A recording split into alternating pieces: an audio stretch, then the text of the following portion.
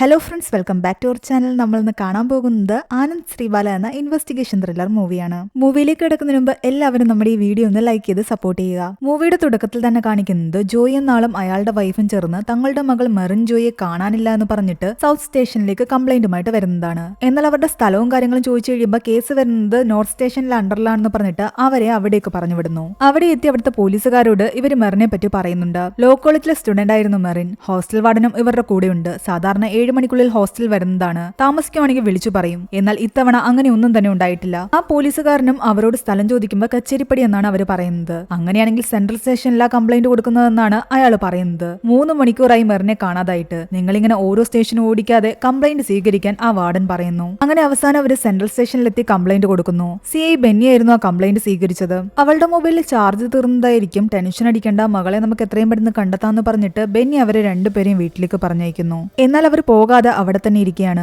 പിറ്റേന്ന് അതിരാവിലെ തന്നെ ബെന്നിക്ക് ഒരു കോള് വരുന്നു. കായലിൽ നിന്നും ഒരു പെൺകുട്ടിയുടെ ഡെഡ് ബോഡി കണ്ടെത്തിയെന്ന് പറഞ്ഞിട്ട്. ബോഡി ഐഡന്റിഫൈ ചെയ്യാൻ വേണ്ടിയിട്ട് മെറിന്റെ അച്ഛനെയും അമ്മയും കൂട്ടിയിട്ട് അവരവിടേക്ക് ചെന്നു. അത് മെറിന്റെ തന്നെ ഡെഡ് ബോഡി ആയിരുന്നു. പിന്നീട് കാണിക്കുന്നത് ആ കേസിന്റെ പേരിൽ മെറിന്റെ ബോയ്ഫ്രണ്ടായ റോണിയെ അറസ്റ്റ് ചെയ്യുന്നതാണ്. മെറിൻ ആത്മഹത്യ ചെയ്തതാണെന്നാണ് പോലീസ് പറയുന്നത്. ആത്മഹത്യാ പ്രേരണ കുറ്റത്തിനാണ് റോണി അവർ അറസ്റ്റ് ചെയ്തിരിക്കുന്നത്. അവർ തമ്മിലുള്ള ഫോൺ സംഭാഷണം എല്ലാം തന്നെ ഇവർ റിട്രൈവ് ചെയ്തെടുത്തിട്ടുണ്ടായിരുന്നു. എല്ലാ കാമുകന്മാരുടെയും കാമുകിമാരുടെയും ഇടയിൽ ഉണ്ടാകുന്ന പ്രശ്നം മാത്രമേ തങ്ങൾക്കിടയിലുള്ളൂ എന്നാണ് റോണി മീഡിയയോട് പറയുന്നത്. എന്നാൽ മെറിന്റെ അച്ഛൻ ജോയി ആകട്ടെ മുകളിലുള്ള പലർക്കും കംപ്ലൈന്റ് കൊടുക്കുന്നു. മകളെ കാണാതായ സമയത്ത് പോലീസുകാർ വേണ്ട വിധത്തിൽ അന്വേഷണം നടത്തിയില്ല എന്നും ആ സമയത്ത് അന്വേഷിച്ചിരുന്നെങ്കിൽ തന്റെ മകൾക്ക് ഈ അവസ്ഥ വരില്ലായിരുന്നു എന്നുമാണ് അയാൾ പറയുന്നത്. അങ്ങനെ ആ കേസ് കുറച്ചുനാൾ നീണ്ടുപോയി. പിന്നീട് കാണിക്കുന്നത് ശ്രീബാല എന്ന് പറയുന്ന ഒരു പെൺകുട്ടിയാകട്ടെ ഒരു ക്യാബിലേക്ക് വന്നു കയറുമ്പോൾ ആ ക്യാബിന്റെ ഡ്രൈവറായിട്ട് റോണി ഇരിക്കുന്നതായിരുന്നു. അവൾ തന്റെ ക്യാബാണെന്ന് തെറ്റിദ്ധരിച്ചായിരുന്നു അതിൽ കയറിയത്. ഒരു ജേർണലിസ്റ്റായ ശ്രീബാലയാകട്ടെ ക്രൈം ഫയൽസ് എന്ന് പറയുന്ന ഒരു പ്രോഗ്രാം ചെയ്യുന്നുണ്ടായിരുന്നു. അതിന്റെ അടുത്ത എപ്പിസോഡിന് വേണ്ടിയിട്ട് അവൾ പുതിയ സ്റ്റോറിയാണ് കൊണ്ടുവന്നിരിക്കുന്നത്. അത് മെറിന്റെ കഥയായിരുന്നു.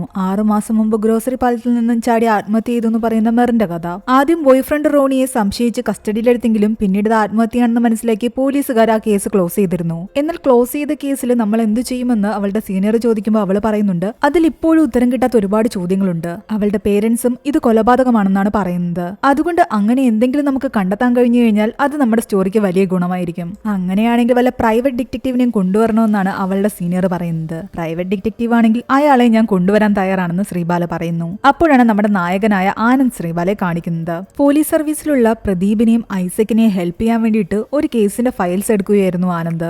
ഐസക്കുമായിട്ട് നല്ലൊരു ബന്ധമാണ് ആനന്ദിനുള്ളത്. ആനന്ദിന്റെ അമ്മ പഴയ ഹെഡ് കോൺസ്റ്റബിൾ ശ്രീബാലയായിരുന്നു. പോലീസ് ആകാനുള്ള ടെസ്റ്റ് എഴുതിയിട്ട് നിൽക്കുന്ന വ്യക്തിയായിരുന്നു ആനന്ദ്. അതുകൊണ്ട് തന്നെ ഐസക്കിനെ ഹെൽപ്പ് ചെയ്യാൻ വേണ്ടിയിട്ട് പഴയ പോലീസ് ഫയലൊക്കെ എടുത്തിട്ട് അവൻ പഠിക്കാറുണ്ട്. പോലീസ് ജോലി കിട്ടുന്നതിന് മുമ്പ് അവൻ മറ്റെന്തെങ്കിലും ജോലിയിൽ കയറാൻ വേണ്ടിയിട്ട് പല ഇന്റർവ്യൂസും അറ്റൻഡ് ചെയ്യാറുണ്ടായിരുന്നു. അങ്ങനെ ഒരു ഇന്റർവ്യൂ അറ്റൻഡ് ചെയ്യുന്നതിനിടയിൽ അതിലൊരാള് എല്ലാവരോടും ചോദിക്കുന്നത് അവരവരുടെ അമ്മയെ പറ്റി പറയാനായിരുന്നു. എന്നാൽ ആനന്ദിന് അമ്മയെ പറ്റി പറയാൻ തുടങ്ങിയപ്പോഴേക്കും ആകെ ബ്ലാങ്ക് ആകുന്ന അവസ്ഥയായി. കാരണം അവൻ മരിച്ചുപോയ തന്റെ അമ്മയെ ഇടയ്ക്കിടയ്ക്ക് കാണാറുണ്ട്. അമ്മ എപ്പോഴും തന്റെ കൂടെ ഉണ്ടെന്നാണ് അവന്റെ വിശ്വാസം. അതവന്റെ ചെറിയ ഹാലൂസിനേഷൻ ആയിരുന്നു. അവന്റെ അമ്മ അവനോട് പറയുന്നുണ്ട് എന്തിനാ പേടിക്കുന്നേ, അവർ ചോദിച്ചതിന് ഉത്തരം പറയാൻ. അവൻ പെട്ടെന്ന് അവരോട് തിരിഞ്ഞു പറയുന്നുണ്ട് എന്റെ അമ്മ 15 വർഷത്തിന് മുമ്പ് മരിച്ചുപോയെന്ന്. അവൻ അങ്ങനെ ഇടയ്ക്ക് ബ്ലാങ്ക് ആയിരുന്നതും ശൂന്യതയിലേക്ക് നോക്കി അമ്മയെന്ന് വിളിച്ചതും ഒക്കെ ആ ഇന്റർവ്യൂ അവനെ ഫെയിലാക്കാൻ കാരണമായി. അതിനെപ്പറ്റി അവൻ ഐസക്കിനോടും ശ്രീബാലയോടും സംസാരിക്കുന്നു. അവന്റെ കാമുകിയായിരുന്നു ശ്രീബാല. തന്റെ അമ്മയുടെ പേരുള്ള പെൺകുട്ടി ആയതുകൊണ്ടാണ് ആനന്ദ് ശ്രീബാലയെ പ്രണയിച്ചത് തന്നെ. തനിക്കിപ്പോൾ ആവശ്യം ഒരു ജോലിയാണെന്ന് ആനന്ദ് പറയുന്നുണ്ട്. ഇത് കേട്ട് ശ്രീബാല പറയുന്നു നിനക്ക് പറ്റിയൊരു ജോലി എന്റെ അടുത്തുണ്ട്.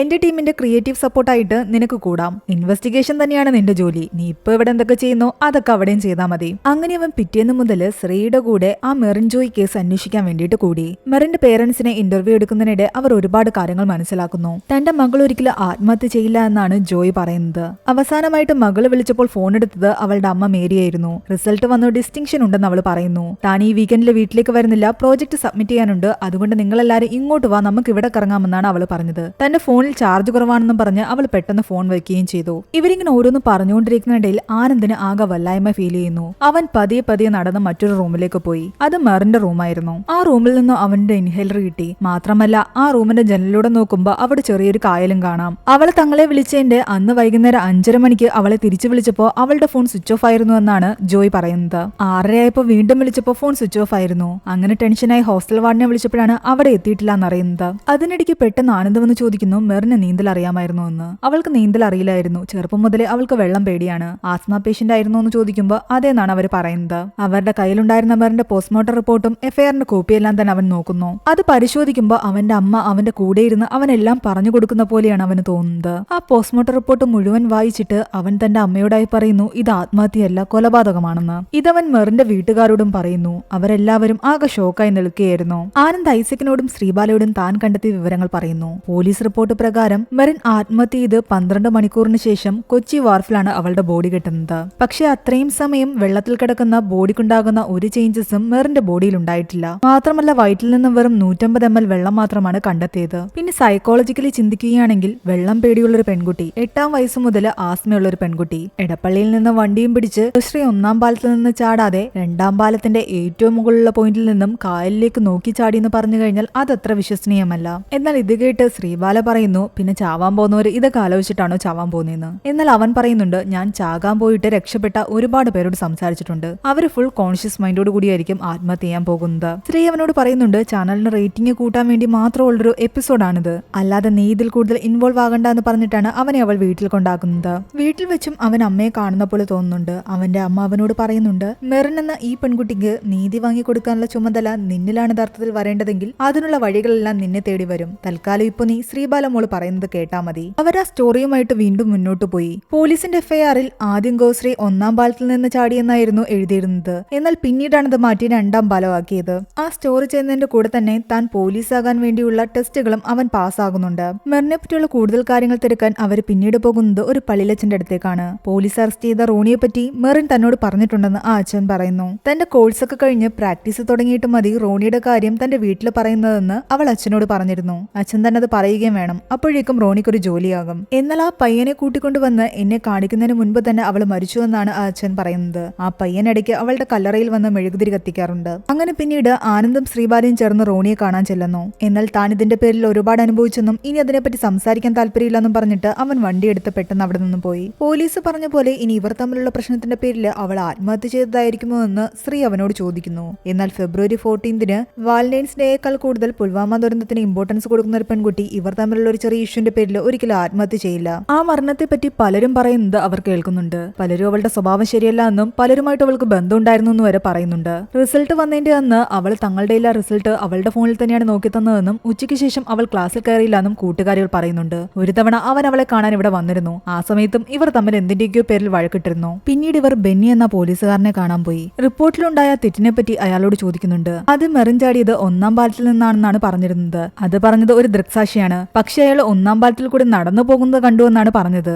ബോഡി വന്ന് കിടന്നിടം വെച്ച് നോക്കുകയാണെങ്കിൽ ആ പെൺകുട്ടി 2ാം പാലത്തിൽ നിന്ന് തന്നെയായിരിക്കും ചാടിയതെന്നാണ് അവിടുത്തെ ഫിഷർമാനും ലോക്കൽസും പറഞ്ഞത്. മാത്രമല്ല 1ാം പാലത്തിൽ നിന്ന് ചാടിക്കഴിഞ്ഞാൽ അതിന്റെ താഴെ മുഴുവൻ ചെളിയാണ്. ബോഡി ഒരിക്കലും മുകളിലേക്ക് പൊങ്ങി വരില്ല, ചെളിയിൽ പൂഴ്ന്നു പോകത്തേ ഉള്ളൂ. അതുകൊണ്ടാണ് മെറിൻ 2ാം പാലത്തിൽ നിന്ന് തന്നെയാണ് ചാടിയതെന്ന് ഉറപ്പുവരുത്തിയത്. എന്നാൽ ആനന്ദ് ചോദിക്കുന്നുണ്ട് മരിക്കാൻ പോയ മെറിൻ എന്തായാലും അറിയത്തില്ലല്ലോ അവിടെ ചെളിയായിരിക്കുമെന്ന്. അതുകൊണ്ട് അവൾ 1ാം പാലത്തിൽ നിന്ന് മാറി 2ാം പാലത്തിലേക്ക് പോകില്ലല്ലോ. എന്നാൽ ബെന്നി പറയുന്നുണ്ട് അതൊന്നും കൂടുതൽ അന്വേഷിക്കാനുള്ള സാവകാശം ഞങ്ങൾക്ക് കിട്ടിയില്ല. അപ്പോഴേക്കും കേസ് ക്രൈംബ്രാഞ്ചിന് പോയി. അവർ ഇത്രയും കാര്യങ്ങൾ വെച്ചിട്ട് ഒരു റിപ്പോർട്ട് തയ്യാറാക്കി സീനിയറിനെ കാണിച്ചപ്പോൾ സീനിയർ ശ്രീബാലയോട് പറയുന്നുണ്ട് ഇതിന്റെ അവസാനം ഒരു നല്ല കൺക്ലൂഷൻ കൂടി ഉണ്ടെങ്കിൽ നന്നായിരിക്കുമെന്ന്. അത് ചെയ്യാൻ വേണ്ടിയിട്ട് അവൾ ആനന്ദിനോടാണ് പറയുന്നത്. അന്നവൻ കണ്ടെത്തിയ കാര്യങ്ങളായിരുന്നു അതിന്റെ അവസാനം ചേർക്കേണ്ടിയിരുന്നത്. അങ്ങനെ സ്റ്റോറി കംപ്ലീറ്റ് ആക്കി അത് അവർ ടെലികാസ്റ്റ് ചെയ്യുന്നു. അന്ന് രാത്രി 3ഓളം പോലീസ് സ്റ്റേഷനിൽ കയറി ഇറങ്ങിയിട്ടാണ് മെറിന്റെ കേസ് ഏറ്റെടുക്കാൻ പോലീസുകാർ തയ്യാറായത്.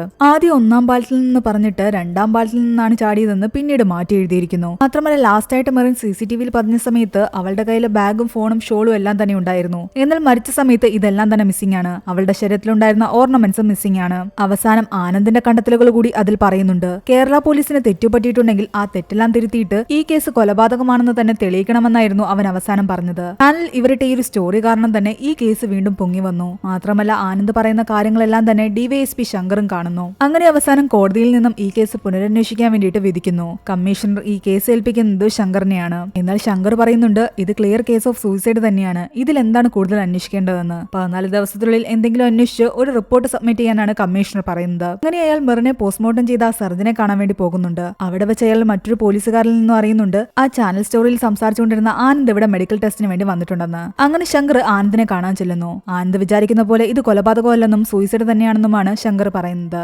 അതിനിടയിൽ ആനന്ദിന്റെ ഫാമിലിയെ പറ്റിയും അമ്മയെ പറ്റിയും അയാൾ ചോദിച്ചു. അമ്മയെ പറ്റി ചോദിച്ചോടുകൂടി ആനന്ദ് ആകെ വല്ലാതെയാകാൻ തുടങ്ങി. അയാൾ വരുന്നതിന് മുമ്പ് മെഡിക്കൽ ടെസ്റ്റ് പാസ്സായി നിൽക്കുകയായിരുന്നു ആനന്ദ്. അവന്റെ അടുത്ത് പെട്ടെന്ന് അമ്മ വരുന്ന പോലെയും അവൻ അമ്മയുടെ കയ്യിൽ പിടിച്ചിട്ട് സംസാരിക്കുന്ന പോലെ എല്ലാം തന്നെ കാണിക്കാൻ തുടങ്ങി. നീ എന്തിനാ പേടിക്കുന്നേ, നിന്നെക്കുറിച്ച് നീ പറയാൻ അവന്റെ അമ്മ അവനോട് പറയുന്നു. അവൻ പെട്ടെന്ന് ധൈര്യം കിട്ടിയ പോലെ അമ്മയുടെ കയ്യിൽ പിടിച്ചുകൊണ്ട് തന്റെ അമ്മ ആരായിരുന്നു എന്നും എല്ലാം തന്നെ അവൻ അയാളോട് പറയുന്നു. അവന്റെ ഈ ഒരു ഒരു ബിഹേവിയർ കാരണം തന്നെ അവന്റെ മെഡിക്കൽ ടെസ്റ്റിൽ പ്രശ്നങ്ങൾ ഉണ്ടാക്കാൻ തുടങ്ങുകയാണ് ശങ്കർ. അവൻ മെന്റലി സ്റ്റേബിൾ അല്ലെന്നും 4 വർഷമായിട്ട് സൈക്കാട്രിക് ട്രീറ്റ്മെന്റ് എടുത്തുകൊണ്ടിരിക്കുകയായിരുന്നുവെന്നും മരുന്നുകൾ കഴിക്കുന്നുണ്ടെന്നും അവൻ അവിടുത്തെ ഉദ്യോഗസ്ഥരെ അറിയിച്ചു. അവൻ ചാനൽ പറഞ്ഞ കാര്യങ്ങളുടെ പേരിൽ അവനെ ഇങ്ങനെ ദ്രോഹിക്കരുതെന്ന് പറഞ്ഞിട്ട് ഐസക് ശങ്കറിനെ കാണാൻ വരുന്നുണ്ട്. എന്നാൽ ശങ്കർ അതൊന്നും കേൾക്കാൻ കൂട്ടാക്കിയില്ല. അവൻ ട്രീറ്റ്മെന്റ് എല്ലാം കംപ്ലീറ്റ് ചെയ്തിട്ട് അടുത്ത വർഷം ഒന്നുകൂടി ഈ ടെസ്റ്റ് പാസ്സാകട്ടെ എന്നായിരുന്നു അയാൾ പറഞ്ഞത്. ആനന്ദും ശങ്കറിനെ കണ്ട് ഒരുപാട് റിക്വസ്റ്റ് ചെയ്യുന്നുണ്ട്. ഇതെന്റെ സ്വപ്നമാണെന്നും ഈ ജോലി എനിക്ക് നഷ്ടപ്പെടാൻ പാടില്ലെന്നും. എന്നാൽ അയാൾ അതൊന്നും കേൾക്കുന്നില്ല. എനിക്ക് നിന്നോടൊരു ദേഷ്യമില്ല, നീ നിന്റെ ട്രീറ്റ്മെന്റ് ഒക്കെ കഴിഞ്ഞിട്ട് വന്നാൽ മതി എന്നാണ് അയാൾ പറയുന്നത്. ഏതെങ്കിലും സൈക്കാട്രിസ്റ്റിന്റെ നമ്പർ വേണമെങ്കിൽ എന്നെ വിളിച്ചാൽ മതി എന്ന് പറഞ്ഞിട്ട് അയാളെ തന്റെ നമ്പർ അവന്റെ ഫോണിൽ സേവ് ചെയ്ത് കൊടുക്കുന്നു. തന്റെ ചെറുപ്പത്തില് കൺമുൻപിൽ വെച്ച് അമ്മ മരിക്കുന്നത് അവന് നേരിട്ട് കാണേണ്ടി വന്നിരുന്നു. അതിന്മൂലം ഉണ്ടായ ഷോക്ക് കാരണമാണ് അവൻ ഇപ്പോൾ ഇടയ്ക്കിടയ്ക്ക് അമ്മയെ കാണുന്നത്. ആ ജോലി കൂടി തനിക്ക് നഷ്ടമായി എന്നറിഞ്ഞതോടുകൂടി അവൻ ആകെ തകർന്നിരുന്നു. അവന്റെ അമ്മ അവനോട് പറയുന്നുണ്ട്, ഞാൻ നിന്റെ കൂടെ ഉള്ളതാണ് പ്രശ്നമെങ്കിൽ ഞാൻ പോകാമെന്ന്. എന്നാൽ അവൻ പറയുന്നുണ്ട് അമ്മ എങ്ങോട്ടും പോകണ്ടെന്ന്. അവന്റെ അമ്മ അവന് ധൈര്യം കൊടുക്കുന്നതായിട്ട് അവന് തോന്നുകയാണ്. ആ ധൈര്യത്തിൽ അവൻ ശങ്കറിനെ വിളിച്ചിട്ട് പറയുന്നുണ്ട്, 2 ആഴ്ച കഴിയുമ്പോൾ സാറ് കൊടുക്കാൻ പോകുന്ന റിപ്പോർട്ട് തെറ്റാണെന്ന് ഞാൻ തെളിയിക്കും. മെറിന്റേത് ആത്മഹത്യയല്ലെന്നും കൊലപാതകമാണെന്നും തെളിയിക്കുന്ന റിപ്പോർട്ട് ഞാൻ ഈ ജനങ്ങളുടെ മുൻപിൽ സബ്മിറ്റ് ചെയ്യും. ശങ്കർ ആ വെല്ലുവിളി സ്വീകരിക്കുന്നു. അങ്ങനെയാണെങ്കിൽ നീ തെളിയിക്കുന്നും കേരള പോലീസാണോ ആനന്ദ് ശ്രീബാലയാണോ ജയിക്കുന്നതെന്ന് നമുക്ക് കാണാമെന്നും പറയുന്നു. ശങ്കറിന് കൊടുത്തിരുന്നതിൽ 2 ദിവസം കഴിഞ്ഞിരുന്നു. അയാൾ കമ്മീഷണറോട് പറയുന്നുണ്ട് ഇത് സൂയിസൈഡ് തന്നെയാണെന്ന്. എന്നാൽ കമ്മീഷണർ പറയുന്നു ആനന്ദിന്റെ റിപ്പോർട്ട് ഞാനും കണ്ടതാണ്. അയാൾ പറയുന്ന പോയിന്റ്സിലെല്ലാം തന്നെ എന്തൊക്കെയോ കാര്യങ്ങളുണ്ട്. ഈഗോ എല്ലാം മാറ്റിവെച്ച് നല്ലപോലെ അന്വേഷിച്ച് ഈ കേസ് തെളിയിക്കാൻ നോക്ക്, അതാ നല്ലതെന്നാണ് അവര് പറയുന്നത്. പിന്നീടുള്ള ദിവസങ്ങളിലെല്ലാം തന്നെ ആനന്ദ് അന്വേഷിച്ചു പോകുന്ന വഴിയിൽ പോലീസും ഉണ്ടായിരുന്നു. മെറിൻ ഒരു പള്ളിയിൽ വന്ന് ഒരു അച്ഛനെ കണ്ടിരുന്നു. ആ അച്ഛനെ കാണാൻ അവര് പോയി. പിന്നീട് ഒരേ സമയം പോലീസും ആനന്ദും കണ്ടെത്തുന്ന കാര്യങ്ങളാണ് മാറി മാറി കാണിക്കുന്നത്. പള്ളിയിൽ നിന്നും മെറിൻ ഇറങ്ങിയത് 5:32 ഹൈക്കോടതി ജംഗ്ഷനിലെ CCTV ഫുട്ടേജിൽ മെറിൻ നടന്നുപോയ സമയം 5:55 6 മണിക്കും 6:10 ഇടയ്ക്കാണ് മെറിനെ പാലത്തിൽ വെച്ച് കണ്ടത്. വൈകുന്നേരത്തെ ഈ ട്രാഫിക് ടൈമിൽ ഇത്രയും ചുരുങ്ങിയ സമയം കൊണ്ട് ഇടപ്പള്ളിയിൽ നിന്ന് ഗോശ്രീ പാലം വരെ എത്തുമെന്നതായിരുന്നു ഐസക്കിന്റെ ഡൗട്ട്. എത്താനുള്ള ചാൻസ് ഉണ്ടെന്ന് ഒരു കോൺസ്റ്റബിൾ പറയുന്നു. എന്നാൽ ഇവിടെ ആനന്ദ് പറയുന്നുണ്ട് അങ്ങനെ എത്താനുള്ള ചാൻസ് ഉണ്ടെങ്കിൽ എങ്ങനെ എത്തിയെന്ന് മാത്രം പോലീസുകാർ ഇതുവരെയും പറഞ്ഞിട്ടില്ല. പിന്നീട് CCTVയിൽ നിന്ന് അവർക്ക് മനസ്സിലാകുന്നുണ്ട് പള്ളിയിൽ നിന്നിറങ്ങിയ മെറിനാകട്ടെ ഇടത്തേക്ക് പോയ ശേഷം 5 മിനിറ്റ് കഴിഞ്ഞ് വീണ്ടും തിരിച്ചിവിടേക്ക് വരുന്നു. മെറിൻ തിരിച്ചു പോകുമ്പോൾ ബാഗ് അടച്ചുകൊണ്ടായിരുന്നു പോകുന്നത്. അങ്ങനെയാണെങ്കിൽ പള്ളിയുടെ അടുത്തുള്ള ഷോപ്പിൽ നിന്ന് എന്തെങ്കിലും അവൾ വാങ്ങിയിട്ടുണ്ടാകും. അങ്ങനെ പോലീസുകാരും ആനന്ദും പള്ളിയിലടുത്തുള്ള ഷോപ്പുകളിലെല്ലാം കയറി അന്വേഷിക്കാൻ തുടങ്ങി. ഒരു കടയിൽ കയറി പോലീസുകാരൻ അന്വേഷിക്കുമ്പോൾ അയാൾ ആ ഫോട്ടോ നോക്കിയിട്ട് പറയുന്നുണ്ട് ഈ കുട്ടി ഇവിടെ ഞാൻ കണ്ടിട്ടില്ല എന്ന്. എന്നാൽ അതേ കടയിൽ ആനന്ദ് അന്വേഷിക്കാൻ വരുമ്പോൾ ഒരു സ്ത്രീയായിരുന്നു നിന്നിരുന്നത്. അവരോട് ചോദിക്കുമ്പോൾ അവർ പറയുന്നുണ്ട് ഇത് മെറിനാണ്, എനിക്കറിയാമെന്ന്. കുറച്ച് നാളായിട്ട് സ്ഥിരമായിട്ട് ഇവിടെ നിന്നും ഫോട്ടോസും മറ്റോളം വാങ്ങിക്കൊണ്ട് പോകാറുണ്ട്. വീട്ടിലേക്കാണ് കൂടുതലും കൊണ്ടുപോകുന്നത്. അന്നത്തെ ദിവസവും അവൾ ഇവിടെ വന്നിരുന്നു. അവളൊരു ബർത്ത്ഡേ ഗിഫ്റ്റ് വാങ്ങിക്കാനായിരുന്നു വന്നിരുന്നത്. നേരത്തെ തന്നെ പറഞ്ഞു വെച്ചിരുന്നതാ. പ്രത്യേകിച്ചൊന്നും എഴുതണ്ടെന്ന് പറഞ്ഞിരുന്നു. അവളിങ്ങോട്ട് വരുന്നതിന് കുറച്ചു മുമ്പ് ഞാൻ അവളെ വിളിച്ചിരുന്നു ഈ ഗിഫ്റ്റ് വേണ്ടേന്ന് ചോദിക്കാൻ. ആ സമയത്ത് ഫോണിൽ കിട്ടിയില്ല. അതെന്താന്ന് ചോദിച്ചപ്പോ ഫോൺ സ്വിച്ച് ഓഫ് ആണെന്ന് അവൾ അപ്പോൾ പറഞ്ഞിരുന്നു. അവള് കൊണ്ടുപോയ ഗിഫ്റ്റിന്റെ ഫോട്ടോയും ആനന്ദ് കാണുന്നു. പോലീസുകാർ അവിടെ ചോദിക്കാൻ വന്ന സമയത്ത് അവരോട് ഈ പെൺകുട്ടിയെ അറിയില്ല എന്ന് പറഞ്ഞ അയാളാകട്ടെ ഇപ്പോൾ ഇവിടേക്ക് വരുന്നുണ്ട്. ഈ പെണ്ണിനെ അന്വേഷിച്ച് പോലീസുകാരൻ വന്നുവെന്ന് ആ സ്ത്രീയോട് അയാൾ പറയുന്നു. എനിക്ക് അവളെ നേരിട്ട് പരിചയമൊന്നും ഇല്ലാത്തതുകൊണ്ടാണ് ഞാൻ അറിയില്ല എന്ന് പറഞ്ഞത്. പിന്നീട് അവർ മെറിന്റെ കോണ്ടാക്ട്സിലുള്ള എല്ലാവരെയും തന്നെ വിളിക്കുന്നുണ്ട്. അവരുടെ ആരുടെയും ബർത്ത്ഡേ അന്നത്തെ ദിവസം ഉണ്ടായിരുന്നില്ല. പിന്നെ ആർക്ക് വേണ്ടിയായിരിക്കും അവൾ ഗിഫ്റ്റ് വാങ്ങിയെന്നായിരുന്നു അവരുടെ ചിന്ത. അവളുടെ ഇൻസ്റ്റയും ഫേസ്ബുക്കും ചെക്ക് ചെയ്തപ്പോൾ ഒരുപാട് ഫോട്ടോസ് അവൾ ഒരു പെൺകുട്ടിയുടെ കൂടെ നിന്ന് പോസ്റ്റ് ചെയ്തിട്ടുണ്ട്. പക്ഷെ നമ്മുടെ ലിസ്റ്റില് ആ പെൺകുട്ടിയുടെ പേരില്ല. ഹന പോൾ എന്നായിരുന്നു ആ പെൺകുട്ടിയുടെ പേര്. ഈ പെൺകുട്ടിയെ അന്വേഷിച്ച് തന്നെ ഇവിടെ ശങ്കറും കൂട്ടരും എത്തിയിരിക്കുന്നു. ഹന മെറിന്റെ ബെസ്റ്റ് ഫ്രണ്ട് ആയിരുന്നു. മരിക്കുന്നതിന് മുമ്പ് അവൾ തന്നെ വിളിച്ചിരുന്നു എന്ന് പറഞ്ഞിട്ട് ആ പെൺകുട്ടി വലിയ രീതിയിൽ കരയാൻ തുടങ്ങി. അവസാനം അവളുടെ അച്ഛനാകട്ടെ ശങ്കറിനെ മാറ്റി നിർത്തി സംസാരിക്കുന്നുണ്ട്. അവൾ കുറച്ച് ഷോക്കിലാണ്. അവളുടെ ബ്രദർ ഒരു ആക്സിഡന്റിൽ മരിച്ചിരുന്നു. ആ ഷോക്കിൽ നിന്നും അവളൊന്ന് റിക്കവർ ആവുന്നതിന് മുൻപ് തന്നെ മെറിന്റെ മരണവുമായി. മെറിൻ മരിക്കുന്നതിന് മുമ്പ് ഹനയെ വിളിച്ചത് ഒരു മെഡിസിനെ പറ്റി അറിയാനായിരുന്നു. എന്ത് മെഡിസിൻ എന്ന് ചോദിക്കുമ്പോൾ അയാൾ പറയുന്നുണ്ട് ഇത് കുറച്ച് കോൺഫിഡൻഷ്യൽ ആണെന്ന്, ഇതൊരിക്കലും റെക്കോർഡിക്കലാക്കാൻ പാടില്ല. 8 മാസം മുമ്പ് ഡിപ്രഷനുള്ള മരുന്ന് ഓവർഡോസ് ആയിട്ട് ഹനയൊന്ന് ഹോസ്പിറ്റലായിരുന്നു. അന്ന് അവളെ റിക്കവർ ആകാൻ സഹായിച്ചത് മെറിനാണ്. കൗൺസിലിംഗിന്റെ സമയത്താണ് അറിഞ്ഞത് അത് ഹനയുടെ ഒരു സൂയിസൈഡ് അറ്റംപ്റ്റ് ആയിരുന്നു എന്ന്. ആ സെയിം മെഡിസിനെ പറ്റി അറിയാൻ വേണ്ടിയിട്ടാണ് ഹനയെ അന്ന് മെറിൻ വിളിച്ചത്. അതെല്ലാവർക്കും വാങ്ങാൻ കിട്ടുമോ, പ്രിസ്ക്രിപ്ഷൻ ആവശ്യമുണ്ടോ എന്നൊക്കെ മെറിൻ അവളോട് ചോദിച്ചിരുന്നു. പക്ഷെ ഇത് റെക്കോർഡിക്കലാക്കുകയാണെങ്കിൽ എന്റെ മകളെയും ഈ കേസിൽ ഉൾപ്പെടുത്തേണ്ടി വരും. അതുകൊണ്ട് ദയവ് ചെയ്ത് അവളെ ഇതിലേക്ക് വലിച്ചഴിക്കരുത്. അതൊരിക്കലും ചെയ്യില്ല എന്ന് പറഞ്ഞിട്ടാണ് ശങ്കർ അവിടെ നിന്ന് ഇറങ്ങുന്നത്. മരിക്കാനുള്ള പല വഴിയും അപ്പോൾ മെറിൻ നോക്കിയിരുന്നു. അതിനുശേഷമാണ് അവൾ ആത്മഹത്യ ചെയ്യാൻ പാലത്തിലേക്ക് പോയതെന്ന് അയാൾ പറയുന്നു. അതേസമയത്ത് തന്നെ ഹനയുടെ അച്ഛന്റെ നമ്പറിലേക്ക് ആനന്ദം വിളിക്കുന്നുണ്ട് ഹനയോട് സംസാരിക്കണമെന്ന് പറഞ്ഞിട്ട്. എന്നാൽ അയാൾ പെട്ടെന്ന് കോള് കട്ട് ചെയ്യുകയാണ് ചെയ്യുന്നത്. പിന്നീട് ശങ്കർ പോകുന്നത് പോസ്റ്റ്മോർട്ടം ചെയ്ത സർജനെ കാണാനായിരുന്നു. എന്നാൽ അയാൾ അവിടെ നിന്ന് സ്ഥലം മാറിപ്പോയി. പുതിയൊരാളായിരുന്നു ശങ്കറിനോട് ആ റിപ്പോർട്ടിനെ പറ്റി പറയുന്നത്. അതേസമയം ആനന്ദാകട്ടെ ആ പോസ്റ്റ്മോർട്ടം ചെയ്ത അറ്റൻഡറിനോടാണ് സംസാരിക്കുന്നത്. മെറിന്റെ പോസ്റ്റ്മോർട്ടവും അയാളാണ് അസിസ്റ്റ് ചെയ്തത്. സംശയം തോന്നുന്ന രീതിയിൽ ചേട്ടൻ എന്തെങ്കിലും കണ്ടിരുന്നോ എന്ന് ചോദിക്കുമ്പോൾ അയാൾ തന്റെ നോട്ട്ബുക്കിൽ നോക്കിയിട്ട് ചില കാര്യങ്ങൾ ആനന്ദിനോട് പറയുന്നു. ഒന്നാമത് ബോഡി അധികം ഒന്നും വെള്ളത്തിൽ കിടന്നിട്ടില്ല. 4 4-5 മണിക്കൂർ മാത്രമേ വെള്ളത്തിൽ കിടന്നിട്ടുള്ളൂ. വീർത്തിട്ടും ചീർത്തിട്ടും ഒന്നുമില്ല, മീൻ കൊത്തിയിട്ടുമില്ല. കൊച്ചിയിൽ നിന്ന് കവരടിച്ച് കിടന്ന സമയമായിരുന്നു. കവരും ആ കുട്ടിയുടെ ശരീരത്തിലുണ്ടായിരുന്നില്ല. റേപ്പറ്റമിന്റെ ഒന്നും തന്നെ നടന്നിട്ടില്ല. ആരോ ബലമായി പിടിച്ചതിന്റെ അടയാളം കയ്യിലും കഴുത്തിന്റെ പിറകിലും ഉണ്ടായിരുന്നു. ഇടത്തെ കാതിലെ കമ്മല് പാതി ഒടിഞ്ഞ നിലയിലായിരുന്നു. ഇടത്തെ കയ്യിലെ മോതിരവിരലിലും ചെറിയൊരു മുറിവുണ്ടായിരുന്നു. പോസ്റ്റ്മോർട്ടം ടേബിളിൽ കണ്ട ബോഡിയെ പറ്റിയാണ് ഞാൻ പറഞ്ഞത്. വെള്ളത്തിൽ കണ്ട ബോഡിയെ പറ്റി അറിയണമെങ്കിൽ തൊണ്ടിക്കൂട്ടനോട് പോയി ചോദിക്കണം. അയാളായിരുന്നു ബോഡി അന്ന് എടുത്തത്. പോലീസ് വിളിപ്പിച്ചിട്ടാണ് അയാൾ വന്നത്. അയാൾ വരുമ്പോ ബോഡി 50 മീറ്റർ മാറി അവിടെ ഉണ്ടായിരുന്ന ചെടികളിൽ കുടുങ്ങിക്കിടക്കുകയായിരുന്നു.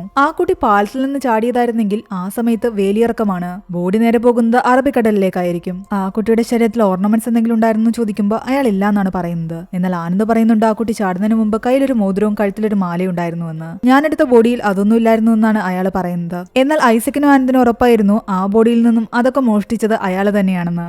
ഒന്ന് പേടിപ്പിച്ചപ്പോ അയാൾ സത്യം തുറന്നു പറയുന്നു. എനിക്ക് ആ പെൺകുട്ടിയുടെ കയ്യിൽ നിന്നും ഒരു മോതിരം കിട്ടി. അത് ഞാൻ വിൽക്കുകയും ചെയ്തു. തിരിച്ചെടുക്കാൻ വേണ്ടി മാത്രം പറയരുത്. ചേട്ടൻ മോതിരം ഊരിയപ്പം ഈസിയായിട്ട് ഊരിപ്പോയിരുന്നു ചോദിച്ചപ്പോൾ അയാൾ പറയുന്നുണ്ട് ഈസിയായിട്ട് ഊരിപ്പോയിരുന്നുവെന്ന്. ആനന്ദിന്റെ ഡൗട്ടുകൾ കൂടി. അറ്റൻഡർ പറഞ്ഞ പോലെ മിറി മരിച്ചിട്ട് വെറും 3-4 മണിക്കൂർ മാത്രമേ ആയിട്ടുള്ളൂ. അതുകൊണ്ട് അത്ര ഈസി ആയിട്ട് മോതിരം ഊരിപ്പോരുന്നത്. അവര് പറഞ്ഞ പോലെ തലേന്ന് വെള്ളത്തിൽ ചാടിയിട്ട് പിറ്റേന്നാണ് ബോഡി കിട്ടിയതെങ്കിൽ അത്രയും മണിക്കൂർ വെള്ളത്തിൽ കിടന്ന് ആ ബോഡി വീർത്തിട്ടുണ്ടാകും. അങ്ങനെയാണെങ്കിൽ മോതിരം അത്ര പെട്ടെന്ന് ഊരി വരില്ല. ആനന്ദ് വീട്ടിലെത്തി തന്റെ ഫൈൻഡിങ്സ് എല്ലാം എഴുതിക്കൊണ്ടിരിക്കുന്നിടയ്ക്ക് അവന്റെ അമ്മ അവനോടായി ചോദിക്കുന്നുണ്ട് ടെക്നോളജി ഇത്രയും വളർന്ന സ്ഥിതിക്ക് ആ ഫോണിന്റെ പിറകെ എന്തുകൊണ്ടാ പോലീസുകാർ പോകാതിരുന്നതെന്ന്. എന്നാൽ ആനന്ദ് പറയുന്നു മെറിന്റെ ഫോണിൽ നിന്നും ഡേറ്റ എല്ലാം തന്നെ അവർ റിട്രീവ് ചെയ്തിട്ടുണ്ട്. ഡേറ്റ കിട്ടി, പക്ഷെ ഫോൺ എവിടെയെന്ന് അവർ ചോദിക്കുന്നു. അപ്പോഴാണ് ആനന്ദിന്റെ മനസ്സിലും ആ ഒരു ഡൗട്ട് വരുന്നത്. ആ ഫോൺ കണ്ടെത്താൻ വേണ്ടിയിട്ട് ആനന്ദ് ലാലു എന്ന് പറയുന്ന തന്റെ ഫ്രണ്ടിന്റെ സഹായം തേടുന്നു. ഫോണിന്റെ IMEI നമ്പർ ഉണ്ടോന്ന് അയാൾ ചോദിക്കുമ്പോൾ മെറിന്റെ വീട്ടിൽ വിളിച്ചിട്ട് അവരതുണ്ടോന്ന് ചോദിക്കുന്നുണ്ട്. എന്നാൽ അവളുടെ ഫോണിന്റെ ബോക്സോ ഇൻവോയ്സോ ഒന്നും തന്നെ ആ വീട്ടിലുണ്ടായിരുന്നില്ല. പോലീസ് ഉൾപ്പെട്ട കേസായതുകൊണ്ടാ, ഇല്ലെങ്കിൽ സർവീസ് പ്രൊവൈഡറിൽ നിന്നും ഇത് വാങ്ങാമെന്നാണ് ലാലു പറയുന്നത്. ഇനിയിപ്പോ IMEI നമ്പർ ഇല്ലാതെ ഇത് കണ്ടെത്തണമെങ്കിൽ ഒരു വഴിയേ ഉള്ളൂ. ഈ ഫോണിന്റെ ഉടമ ഏതെങ്കിലും ഗവൺമെന്റ് സൈറ്റിൽ അതിൽ നിന്ന് ലോഗിൻ ചെയ്തിട്ടുണ്ടാകണം. ആ ഡേറ്റും ടൈമും കറക്റ്റ് ആയിട്ട് കിട്ടുവാണെങ്കിൽ നമുക്ക് ട്രൈ ചെയ്യാൻ പറ്റും. ഇത് കേട്ടുകൊണ്ട് ആനന്ദ് പറയുന്നുണ്ട് 26-ാം തീയതി ഉച്ചയ്ക്ക് ശേഷം മെറിനാകട്ടെ യൂണിവേഴ്സിറ്റി സൈറ്റിൽ ലോഗിൻ ചെയ്ത് അവളുടെ റിസൾട്ട് ചെക്ക് ചെയ്തിട്ടുണ്ട്. MG യൂണിവേഴ്സിറ്റി ആണെന്ന് അറിഞ്ഞപ്പോൾ അയാൾ പറയുന്നുണ്ട് നമുക്ക് കണ്ടുപിടിക്കാമെന്ന്. അങ്ങനെ കുറെ അന്വേഷണത്തിന് ശേഷം ലാലു ആകട്ടെ ആനന്ദിനെ വിളിച്ചിട്ട് പറയുന്നുണ്ട് ഈ പറഞ്ഞ മൊബൈല് കഴിഞ്ഞ മെയ് 26-ന് ഏകദേശം 5 മാസത്തോളം അത് സ്വിച്ച് ഓഫ് ആയിരുന്നു. പക്ഷേ ഈ കഴിഞ്ഞ മാസം തമിഴ്നാട് നാഗർകോവിലിന്റെ അടുത്ത് അത് ഓൺ ആയിട്ടുണ്ട്. എന്നാൽ ആ വ്യക്തി അന്വേഷിച്ച് അവൻ പോകാൻ ഒരുങ്ങുമ്പോൾ ഐസക് പറയുന്നുണ്ട് അത് റിസ്ക് ആണെന്ന്. അവിടെ നമുക്ക് ആരെയും പരിചയമില്ല, അവിടെ പോയി ഒരാളെ പൊക്കുക എന്ന് പറയുന്നത് ഭയങ്കര റിസ്ക് ഉള്ള കാര്യമാണ്. എന്നാൽ ആനന്ദ് പോകാൻ തന്നെ തീരുമാനിച്ചിരിക്കുകയായിരുന്നു. ഐസക് ടെൻഷനായിട്ട് അത് വിളിച്ച് ശങ്കറിനോട് പറയുന്നു. ആനന്ദ് പറയുന്നത് മെറിന്റെ ഫോണ് നാഗർകോവിൽ എവിടെ ഉണ്ടെന്നാണ്. എന്നാൽ ശങ്കർ പറയുന്നുണ്ട് അവന് തലയ്ക്ക് സുഖമില്ലാതെ അവൻ അങ്ങനെ ഓരോന്ന് പറയും. ആ ഫോണിന്റെ പിറകെ പോയിട്ട് എന്ത് കിട്ടാനാ, അതിലെ ഡേറ്റ എല്ലാം തന്നെ റിക്കവർ ചെയ്താ. എന്നാൽ ഐസക് വീണ്ടും റിക്വസ്റ്റ് ചെയ്യുന്നുണ്ട് തമിഴ്നാട് പോലീസിൽ സാറിന് വിളിച്ചു പറഞ്ഞിട്ട് എന്തെങ്കിലും ഹെൽപ്പ് കിട്ടുമോ എന്ന് ചോദിക്കാൻ. എന്നാൽ ശങ്കർ അതിനൊന്നും തയ്യാറാകുന്നില്ല. ഐസക് ശങ്കറിനെ ഫോൺ ചെയ്യുന്ന സമയത്ത് അടുത്ത പ്രദീപും ഉണ്ടായിരുന്നു. ആനന്ദിനെ കുറിച്ചൊക്കെ നന്നായിട്ട് അറിയാവുന്ന പ്രദീപ് ആകട്ടെ അവന് പാസ്റ്റിൽ സംഭവിച്ച കാര്യങ്ങളെ പറ്റി ഇയാളോട് പറയുന്നു. ആനന്ദിന്റെ അമ്മ ശ്രീബാല നല്ലൊരു പോലീസുകാരിയായിരുന്നു. വീട്ടിലൊരു പെൺകുട്ടിയെ കുറച്ചു പേർ ചേർന്നിട്ട് ക്രൂരമായി റേപ്പ് ചെയ്തിരുന്നു. എന്നാൽ ആ പ്രതികളെയെല്ലാം തന്നെ പോലീസുകാർ അറസ്റ്റ് ചെയ്തെങ്കിലും വലിയ ധനികരുടെ മക്കളായത് കാരണം കോടതിയിൽ നിന്നും അവർ ഈസി ആയിട്ട് ഊരിപ്പോയിരുന്നു. അന്ന് ഈ ആനന്ദിന്റെ അമ്മ ശ്രീബാല തയ്യാറാക്കിയ FIR റിപ്പോർട്ടിന്റെ ഒറിജിനൽ കോപ്പിയായിട്ട് അവർ കോടതിയിൽ പോയി മൊഴി കൊടുക്കാനിരിക്കുകയായിരുന്നു. ആ പെൺകുട്ടിക്ക് എങ്ങനെയും നീതി വാങ്ങി കൊടുക്കണമെന്ന ഒറ്റ ഉദ്ദേശം മാത്രമേ അവർക്കുണ്ടായിരുന്നുള്ളൂ. എന്നാൽ മൊഴി കൊടുക്കുന്നതിന്റെ തലേ ദിവസം ആനന്ദിന്റെ അമ്മ ശ്രീബാലയെ വീട്ടിൽ കയറി അവർ വെട്ടിക്കൊല്ലുകയായിരുന്നു. അതും ആനന്ദിന്റെ മുൻപിൽ വെച്ച്. അതിനുശേഷമാണ് അവൻ ഈ പ്രശ്നങ്ങളൊക്കെ ഉണ്ടാകാൻ തുടങ്ങിയത്. ആനന്ദിന്റെ കൂടെ നാഗർകോവിലേക്ക് അവന്റെ സഹായത്തിന് വേണ്ടി പറഞ്ഞുവിടുന്നത് സസ്പെൻഷനിലായ അയ്യപ്പൻ എന്നൊരു പോലീസുകാരനെയായിരുന്നു. അങ്ങനെ അവർ ആ മൊബൈലിന്റെ ലൊക്കേഷൻ നോക്കി പോയി ഒരാളുടെ കയ്യിൽ നിന്നും ആ മൊബൈൽ പിടിച്ചെടുക്കുകയും ചെയ്യുന്നു. പക്ഷെ അയാൾ മറ്റൊരു കടയിൽ നിന്നായിരുന്നു അത് വാങ്ങിയത്. അവരങ്ങനെ ആ ഫോണുമായിട്ട് ആ കടയിൽ ചെല്ലുന്നു. ആന്റണി എന്നൊരാളാണ് ആ ഫോൺ അവിടെ കൊണ്ടുപോയി വിറ്റതെന്ന്. ഇതുപോലെ ഇടയ്ക്കിടയ്ക്ക് അയാൾ കേരളത്തിൽ നിന്നും ഫോൺ കൊണ്ടുവന്ന് വിൽക്കാറുണ്ട്. അയാൾക്ക് ഇത് മാത്രമല്ല വേറെ പല പരിപാടികളും ഉണ്ട്. അങ്ങനെ ഇവര് ആന്റണി അന്വേഷിച്ച് ചെല്ലുമ്പോൾ അയാളാകട്ടെ കോളേജിൽ പലർക്കും അഡ്മിഷൻ എടുത്തു കൊടുക്കുന്നതിന്റെ തിരക്കിലായിരുന്നു. അതിൽ നിന്ന് അയാൾക്ക് കമ്മീഷനും കിട്ടും. തന്റെ സഹോദരിക്കും ഒരു അഡ്മിഷൻ വേണമെന്ന് പറഞ്ഞിട്ട് ആനന്ദാകട്ടെ മെറിന്റെ ഫോട്ടോ അയാളെ കാണിക്കുന്നു. അത് കണ്ടതും അയാൾ പേടിച്ച് അവിടെ നിന്ന് ഓടി. ഇവർ പിറകെ ഓടി. അങ്ങനെ ഒരുപാട് നേരത്തെ ചേസിങ്ങിന് ശേഷം അവസാനം ആന്റണി ചെന്ന് പെടുന്നതാകട്ടെ നമ്മുടെ ശങ്കറിന്റെ മുൻപിലും. ശങ്കർ ഓൾറെഡി തന്നെ ഇവിടേക്ക് എത്തിയിരുന്നു. അവിടെ നിന്നും ആന്റണിയും ആനന്ദിനെയും എല്ലാം കൂട്ടി ശങ്കർ നാട്ടിലേക്ക് വരുന്നു. ശങ്കറിന് ഇപ്പോൾ ആനന്ദിനോട് വലിയ ദേഷ്യമൊന്നും തന്നെയില്ല. ആന്റണി ചോദ്യം ചെയ്യുമ്പോൾ അവനെ ഫോൺ കളഞ്ഞു കിട്ടിയതാണെന്നാണ് പറയുന്നത്.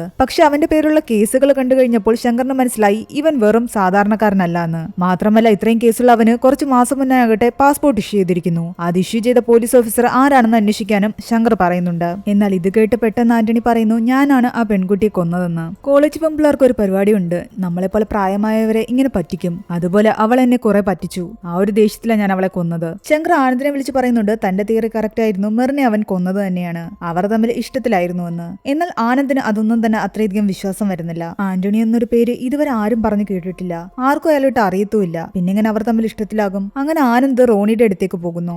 റോണിയുടെ വീട്ടിലെത്തിയപ്പോഴാണ് അറിയുന്നത് റോണിയുടെ അമ്മച്ചി മരിച്ചിരിക്കുന്നുവെന്ന്. മെറിനും പോയി അമ്മച്ചിയും പോയി എന്ന് പറഞ്ഞ് അവൻ ആകെ സങ്കടത്തിലായിരുന്നു. അതിനിടയ്ക്ക് റോണി ആരോ വിളിച്ചിട്ട് അവൻ പുറത്തേക്ക് പോയി. ആ സമയത്താണ് അവൻ അവന്റെ അമ്മയെ കാണുന്നത്. വീണ്ടും അവന്റെ അമ്മ എന്തിലോ നോക്കിയിരിക്കുകയായിരുന്നു. അവൻ അപ്പോഴാണ് ആ സ്റ്റാച്ചു ശ്രദ്ധിക്കുന്നത്. അത് മെറിൻ ആ കടയിൽ നിന്നും വാങ്ങിക്കൊണ്ടുപോയ അതേ സാധനം തന്നെയായിരുന്നു. അവൻ കയറി വന്ന സമയത്ത് റോണിയുടെ അമ്മ മരിച്ചതിന്റെ ബോർഡ് വെച്ചിരിക്കുന്നത് കണ്ടു. അതിൽ അവരുടെ ജനനവും മെറിൻ മരിച്ച ദിവസവും ഒന്നു തന്നെയാണ്. അതായത് മെറിൻ ഇവരുടെ ജന്മദിനത്തിന് വേണ്ടിയിട്ടായിരുന്നു ആ ഗിഫ്റ്റും വാങ്ങി അവിടെ നിന്നും പോയത്. അന്നാണ് അവളെ കാണാതായതും. അതിനർത്ഥം അവൾ മരിച്ചതിന്റെ അന്ന് ഈ വീട്ടിൽ വന്നിട്ടുണ്ട്. അതുകൊണ്ടാണല്ലോ ആ ഗിഫ്റ്റ് ഇവിടെ ഇരിക്കുന്നത്. അവൻ റോണിയോട് പോയി ചോദിക്കുന്നുണ്ട്, മെറിൻ മിസ്സായ ദിവസം അമ്മച്ചിയുടെ ബർത്ത്ഡേ ആയിരുന്നില്ലേ, അന്ന് അവൾ ഇവിടെ വന്നിരുന്നുവെന്ന്. എന്നാൽ റോണി ഇല്ല എന്നാണ് മറുപടി പറയുന്നത്. ഞങ്ങൾ തമ്മിൽ തലേന്നൊരു വഴക്കുണ്ടായി, അത് കാരണമാണ് അവൾ പിറ്റേന്ന് ബർത്ത്ഡേക്ക് വരാതിരുന്നതെന്നാണ് അവൻ പറയുന്നത്. ഇതോടെ ആനന്ദിന് മനസ്സിലായി റോണി എന്തൊക്കെയോ ഒളിപ്പിക്കുന്നുണ്ടെന്ന്. ആനന്ദ് മരിച്ചുപോയ റോണിയുടെ അമ്മയുടെ ഫോൺ അവിടെ നിന്ന് എടുത്തുകൊണ്ട് പോയി ആ നമ്പർ എടുത്ത ശേഷം അതിലെ കോൾ ലിസ്റ്റ് പരിശോധിക്കാൻ ലാലുവിനോട് പറയുന്നു. അന്ന് മെറിൻ മരിച്ച ദിവസം അതിൽ നിന്നും 2-3 കോൾസ് മാത്രമേ പോയിട്ടുള്ളൂ. വൈകുന്നേരം 6 മണിക്ക് ശേഷം ഹനയുടെ ഫോണിലേക്ക് ഒരു കോള് പോയിട്ടുണ്ട്. ഹനയുടെ നമ്പർ ആ ഫോണിൽ നിന്നും എടുത്ത ശേഷം അവനകട്ടെ ഹനയെ കോൺടാക്ട് ചെയ്യുന്നു. നേരത്തെ ഞാൻ തന്നെ കോൺടാക്ട് ചെയ്യാൻ ശ്രമിച്ചിരുന്നു എന്ന് പറയുന്നുണ്ട്. അന്ന് വൈകുന്നേരം റോണിയുടെ അമ്മയുടെ ഫോണിൽ നിന്നും ഹനയെ വിളിച്ചത് മെറിൻ ആയിരുന്നു. അവൾ അന്ന് കഴിച്ച ആ മെഡിസിനെ പറ്റി ചോദിക്കാനും അതിന്റെ സൈഡ് എഫക്റ്റിനെ പറ്റി ചോദിക്കാനുമായിരുന്നു മെറിൻ വിളിച്ചത്. ആനന്ദ് ആ മെഡിസിൻ സെർച്ച് ചെയ്യുമ്പോഴാണ് അവനൊരു കാര്യം ഓർമ്മ വരുന്നത്. അവൻ ആദ്യം റോണിയോട് സംസാരിക്കാൻ ശ്രമിക്കുന്ന സമയത്ത് റോണി പെട്ടെന്ന് കാറിൽ കയറി പോയിരുന്നല്ലോ. അന്ന് റോണിയുടെ കാറിൽ ആ മെഡിസിൻ അവൻ കണ്ടിരുന്നു. ആനന്ദ് പെട്ടെന്ന് ശങ്കറിനോട് പോയി പറയുന്നുണ്ട്, ആന്റണിയെ കോർട്ടിലേക്ക് മൂവ് ചെയ്യുന്നതിന് മുൻപ് തന്നെ ഒരു പോസ്റ്റ്മോർട്ടത്തിന് അർജന്റായിട്ട് ഓർഡർ ഇടാൻ പറ്റുമോ എന്ന്. റോണിയുടെ അമ്മയുടെ പോസ്റ്റ്മോർട്ടം ആയിരുന്നു അവൻ ആഗ്രഹിച്ചിരുന്നത്. അങ്ങനെ അവർ പെട്ടെന്ന് തന്നെ അതിനുള്ള കാര്യങ്ങൾ നീക്കി. റോണിയെ പറ്റി കൂടുതലായിട്ട് ആ വീട്ടിൽ അന്വേഷിക്കുമ്പോഴാണ് റോണി അവരുടെ ദത്തുപുത്രനായിരുന്നു എന്ന് അവരറിയുന്നത്. അവന്റെ പ്രത്യേക സ്വഭാവക്കാരന് ആരുമായിട്ടും വലിയ കോണ്ടാക്ട് ഒന്നുമില്ല. അന്ന് മെറിന്റെ കേസിൽ ജയിലിൽ നിന്നും പുറത്തിറങ്ങിയ ശേഷം ആരുടെയും സഹായം വേണ്ടാന്ന് പറഞ്ഞിട്ട് അവൻ ഊബർ എടുത്ത് നടന്നതാ. അങ്ങനെ റോണിയുടെ വളർത്തമ്മയുടെ ബന്ധുക്കാരെല്ലാം ചേർന്നിട്ട് ആ പോസ്റ്റ്മോർട്ടത്തിനുള്ള പേപ്പർ സൈൻ ചെയ്ത് കൊടുക്കുന്നു. അങ്ങനെ ആ അടക്കം അവിടെ വെച്ച് നിർത്തുകയും പോസ്റ്റ്മോർട്ടത്തിന് ബോഡി കൊണ്ടുപോവുകയും ചെയ്തു. അതോടെ റോണി ആകെ ടെൻഷനിലായി. പോസ്റ്റ്മോർട്ടത്തിൽ അവരുടെ ശരീരത്തിൽ നിന്നും ആ മരുന്നിന്റെ അംശം കണ്ടെത്തി. റോണിയുടെ വീട്ടിലെല്ലാം തന്നെ അവരത് തേടാൻ ആരംഭിച്ചു. റോണിയുടെ കാറിൽ ഞാനത് കണ്ടിരുന്നു എന്ന് ആനന്ദ് പറയുമ്പോൾ പോലീസുകാർ അതിലും പോയി അന്വേഷിക്കുന്നുണ്ട്.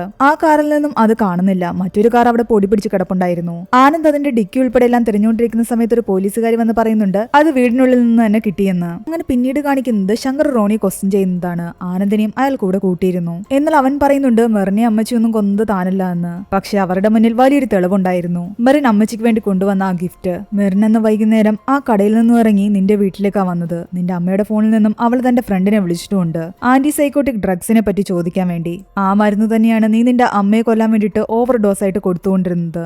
എന്നാൽ റോണി പറയുന്നുണ്ട് തന്റെ അമ്മ കട്ടിൽ കിടന്ന് കുറച്ച് നാളായിട്ട് നരയിക്കുകയായിരുന്നു, അതുകൊണ്ട് സഹിക്കാൻ പറ്റാതെ ഞാൻ അങ്ങനെ ചെയ്തു പോയതാണെന്ന്. അപ്പൊ മെറിന്റെ കാര്യം എങ്ങനെയാന്ന് ചോദിക്കുമ്പോൾ അവൻ പറയുന്നുണ്ട് മെറിനെ ഞാനൊന്നും ചെയ്തിട്ടില്ല, അവൾ എന്നാ വീട്ടിൽ വന്നതുപോലും എനിക്കറിയില്ല എന്ന്. എന്നാൽ ആനന്ദ് പറയുന്നു അവൾ അവിടെ വന്നതിനും നീ അവളെ കൊന്നതിനും ഒരു തെളിവും കൂടി ഉണ്ടെന്ന്. എന്നിട്ട് അവൻ തന്റെ പോക്കറ്റിൽ നിന്നും ഒരു സാധനം എടുത്ത് പുറത്തേക്ക് വെക്കുന്നു. അത് മെറിന്റെ ഒടിഞ്ഞുപോയ കമ്മലായിരുന്നു. ആ കാറിൽ നിന്നും അവനത് കിട്ടിയിരുന്നു. ഇതാണ് അന്ന് യഥാർത്ഥത്തിൽ നടന്ന സംഭവം കാണിക്കുന്നത്. മെറിൻ അന്ന് ആ ഗിഫ്റ്റുമായിട്ട് റോണിയുടെ വീട്ടിലെത്തിയ സമയത്ത് അമ്മച്ചി കുളിക്കുകയായിരുന്നു. അവൾ ആ ഗിഫ്റ്റ് എടുത്ത് ടേബിളിന്റെ മുകളിലേക്ക് വെക്കാൻ നേരമാണ് അവിടെ ഇരുന്ന മെഡിസിൻ കാണുന്നത്. തന്റെ ഫോണിൽ ചാർജ് ഇല്ലാത്ത കാരണം അവൾ അമ്മച്ചിയുടെ ഫോൺ എടുത്തിട്ടാണ് അത് സെർച്ച് ചെയ്യുന്നത്. അതിൽ സൈഡ് എഫക്ട് കണ്ടു കഴിയുമ്പോൾ അവളാകട്ടെ തന്റെ കൂട്ടുകാരിയെ വിളിച്ചിട്ട് ചോദിക്കുന്നുണ്ട് നീ എന്ന് കഴിച്ചിരുന്ന മെഡിസിന്റെ പേരെന്തായിരുന്നു എന്നും അത് പ്രിസ്ക്രിപ്ഷൻ ഉണ്ടെങ്കിൽ മാത്രമേ കിട്ടുമായിരുന്നു എന്നും. അതേന്ന് ആ പെൺകുട്ടി പറയുന്നു. അവളത് ഓവർഡോസ് ആയി കഴിച്ചിട്ടാണ് ആത്മഹത്യാ ശ്രമം നടത്തിയത്. എന്നാൽ അമ്മച്ചി എന്തിനാണ് ആ ഒരു മെഡിസിൻ കഴിക്കുന്നതെന്ന് അവൾക്ക് മനസ്സിലായില്ല.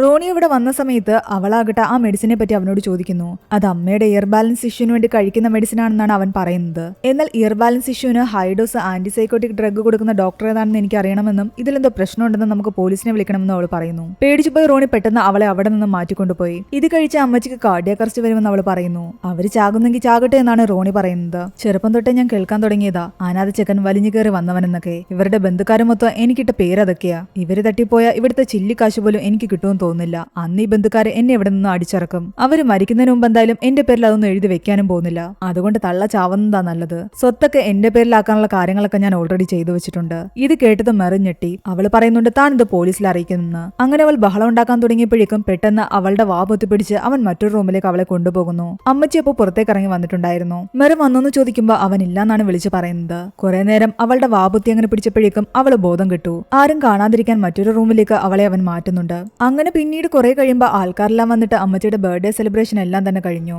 ഞാൻ കരുതിയത് അവള് ബോധം ആയിട്ട് കിടക്കുകയാണെന്ന്. പക്ഷെ അവൾക്കൊരു ആസ്മ അറ്റാക്ക് വന്നിട്ടാണ് അവൾ മരിച്ചത്. എനിക്ക് രക്ഷിക്കാൻ പറ്റുന്നതിന് മുമ്പേ അവൾ പോയിരുന്നു. അത് കഴിഞ്ഞ് നീ ആ ബോഡി എന്തു ചെയ്തു എന്ന് പോലീസുകാർ ചോദിക്കുന്നു. പേടിച്ചിട്ട് താൻ വൈകിട്ട് ആ ബോഡി കൊണ്ടുപോയി കായലിൽ കളഞ്ഞു എന്നാണ് അവൻ പറയുന്നത്. റോണി പറയുന്നത് കേട്ടിട്ട് അവർക്ക് വിശ്വാസമായി. പക്ഷെ ആന്റണി എന്തിനാണ് കുറ്റമറ്റതെന്ന് അവർക്ക് ഇപ്പോഴും സംശയമായിരുന്നു. ആരെ രക്ഷിക്കാനായിരിക്കും അയാൾ അത് ചെയ്തത്? ആന്റണിയുടെയും റോണിയുടെയും കോൾ റെക്കോർഡ് തമ്മിൽ ചെക്ക് ചെയ്ത് നോക്കി. അവർ തമ്മിൽ ഇതുവരെയും കോൺടാക്ട് ചെയ്തിട്ടില്ല. പക്ഷേ മെറിൻ മരിച്ചതിന്റെ അന്ന് രാത്രി റോണിയുടെ ഫോണിൽ നിന്ന് ഒരു ഔട്ട് ഗോയിങ് കോളും ആന്റണിയുടെ ഫോണിലേക്ക് ഒരു ഇൻകമിംഗ് കോളും സെയിം നമ്പറിൽ നിന്നും പോയിട്ടുണ്ട്. ആ നമ്പർ പരിശോധിച്ചപ്പോൾ പോലീസ് സ്റ്റേഷനിലെ റെക്കോർഡ് റൂമിൽ വെച്ചിരിക്കുന്ന ഒരു ഫോൺ നമ്പർ ആയിരുന്നു അത്. ഇത് സ്റ്റേഷൻ ആണെന്നും അവിടുത്തെ SHO ആരാണെന്നും അപ്പോൾ തന്നെ ശങ്കർ കണ്ടുപിടിക്കുന്നു. അത് ബെന്നിയുടെ സ്റ്റേഷൻ ആയിരുന്നു. അവിടെ പോയി ശങ്കർ ബെന്നിയോട് പറയുന്നുണ്ട് റോണിയും ആന്റണിയുമാണ് യഥാർത്ഥ പ്രതികൾ. ഡിപ്പാർട്ട്മെന്റിലുള്ള ആരോ ഒരാൾ ഇവരെ രണ്ടുപേരെ സഹായിച്ചിട്ടുണ്ട്. ഷോറൂമിൽ നിന്നും ആ ഫോൺ എടുക്കുന്നുണ്ട്. ഈ ഫോണിലേക്കാകട്ടെ റോണി വിളിച്ചിട്ടുമുണ്ട്. ഈ ഫോണിൽ നിന്ന് ഒരു കോള് ആന്റണിക്ക് പോയിട്ടുണ്ട്. ഈ സ്റ്റേഷനിലുള്ള ആരോ ഒരാളാണത് ചെയ്തത്. അയാളെ കണ്ടുപിടിക്കണം. ഷോറൂമിലെ ആക്സസ് ഇവിടെയുള്ള പലർക്കും ഉണ്ടെന്നാണ് ബെന്നി പറയുന്നത്. ആരാണെന്ന് നമുക്ക് ഈസി ആയിട്ട് എന്തായാലും കണ്ടുപിടിക്കാം. ആനന്ദ് ആ ഫോൺ എടുത്ത് ചെക്ക് ചെയ്യുമ്പോഴാകട്ടെ അതില് വേറെ ഏതോ ഫോണിൽ നിന്നും ഹോട്ട്സ്പോട്ട് കണക്ട് ആയിരുന്നു എന്ന് അവന് മനസ്സിലായി. അവൻ പെട്ടെന്ന് ബെന്നിയുടെ അടുത്തേക്ക് വന്നിട്ട് സാറിന്റെ ഫോണിന്റെ ഹോട്ട്സ്പോട്ട് ഒന്ന് ഓൺ ആക്കുവോ, ഇതിൽ നെറ്റ് ഇല്ല എന്ന് പറയുന്നു. അയാൾ ഓൺ ആക്കിയതും ആ ഫോൺ അയാളുടെ ഫോണുമായിട്ട് കണക്ട് ആയി. അതോടുകൂടി അവർക്ക് മനസ്സിലായി ബെന്നിയാണ് ഇവരെ രണ്ടുപേരെയും സഹായിക്കുന്ന ആ പോലീസുകാരനെന്ന്. പിന്നീടാണ് ആ ഫ്ലാഷ് ബാക്ക് കാണിക്കുന്നത്. അന്ന് മെറിന്റെ അച്ഛനും അമ്മയും അവളുടെ മിസ്സിംഗ് കംപ്ലൈന്റ് റിപ്പോർട്ട് ചെയ്യാൻ അവിടെ വന്ന സമയത്ത് ബെന്നിയുടെ ഫോണിലേക്ക് റോണി വിളിക്കുന്നുണ്ട്. ബെന്നി റോണിയെ വഴക്ക് പറയുന്നു. നീ എന്തിനാ ഈ നമ്പറിലേക്ക് വിളിച്ചതെന്ന് ചോദിക്കുന്നു. നീ മറ്റേ നമ്പറിലേക്ക് വിളിക്കുക. ഇവർ തമ്മിൽ സംസാരിക്കാൻ വേണ്ടിയിട്ട് അവിടെ സ്റ്റോർ റൂമിൽ വെച്ചിരുന്ന ആ ഫോണായിരുന്നു ഇവർ യൂസ് ചെയ്തിരുന്നത്. അയാൾ റോണിയുടെ കൂടെ അവിടെ ചെന്ന് കഴിയുമ്പോഴാണ് അറിയുന്നത് കുറച്ചു മുമ്പ് മിസ്സിംഗ് കംപ്ലൈന്റ് ആയിട്ട് വന്ന അവരുടെ മകൾ മെറിൻ തന്നെയാണ് ഇതെന്ന്. അമ്മച്ചിയെ കൊന്നിട്ട് സ്വത്തടിച്ചെടുക്കുക എന്നുള്ള ഒരു പ്ലാനിങ് ഇവർ രണ്ടുപേരും ചേർന്ന് നടത്തിയതായിരുന്നു. അവർ ചെക്ക് ചെയ്യുമ്പോഴാണ് മനസ്സിലാകുന്നത് അവള് മരിച്ചിട്ടില്ല എന്ന്. ബെന്നി തന്റെ സഹായത്തിന് വിളിച്ചുകൊണ്ടെന്ന ആളായിരുന്നു ആന്റണി. ആന്റണി നോക്കിയിട്ട് പറയുന്നുണ്ട് അവൾക്ക് ചെറിയ പൾസേ ഉള്ളൂ. ഈ പരുവത്തിൽ കായലിൽ കൊണ്ടിട്ട് കഴിഞ്ഞാൽ എല്ലാവരും വിചാരിക്കും അവൾ സൂയിസൈഡ് ചെയ്തതാണെന്ന്. ബെന്നി റോണിയോട് പറയുന്നുണ്ട് ഇത് ഞാൻ കൈകാര്യം ചെയ്തോളാം, പകരം എന്റെ ഷെയർ കൂട്ടണമെന്ന്. നിനക്ക് കിട്ടുന്ന കാശിന്റെ പാതി എനിക്ക് തരണം. നാളെ കായലിൽ ബോഡി പൊങ്ങിക്കഴിഞ്ഞാൽ ആ കേസ് അന്വേഷിക്കുന്നത് ഞാൻ തന്നെയായിരിക്കും. നിങ്ങൾ തമ്മിൽ എപ്പോഴും വഴക്കാണെന്നല്ലേ പറഞ്ഞത്? ആ വഴക്കിന്റെ പേരിൽ അവൾ ആത്മഹത്യ ചെയ്തതാണെന്ന് നമുക്ക് വരുത്തി തീർക്കാം. ഇനി നാളെയെങ്ങാനും ഇത് പിടിക്കപ്പെട്ടാലും ആന്റണി ഈ കുറ്റം ഏറ്റെടുക്കുമെന്നാണ് അയാൾ പറയുന്നത്. അങ്ങനെ അവർ അവിടെ നിന്നും മെറിന്റെ ബോഡി വണ്ടിയിലെടുത്തുകൊണ്ട് കായലിന്റെ സൈഡിലേക്ക് പോകുന്നു. അവിടെ നിന്നും അവർ മെറിന്റെ ബോഡി വെള്ളത്തിലേക്ക് എടുത്തിടുകയും ചെയ്യുന്നുണ്ട്. അങ്ങനെ മെറിൻ ഗസ് ഇവിടെ തെളിഞ്ഞിരിക്കുന്നു. കൊലപാതകം ചെയ്ത പ്രതിയെ അതേ കുറ്റത്തിന് തന്നെ ആത്മഹത്യ പ്രേരണ കുറ്റത്തിനാണ് ബെന്നി അറസ്റ്റ് ചെയ്തത്. റോണിയെ രക്ഷിക്കാൻ വേണ്ടി ബെന്നി അങ്ങനെയായിരുന്നു കേസെടുത്തിരുന്നത്. അതുകൊണ്ട് റോണി കുറച്ച് ദിവസങ്ങൾക്ക് ശേഷം പുറത്തു വരികയും ചെയ്തു.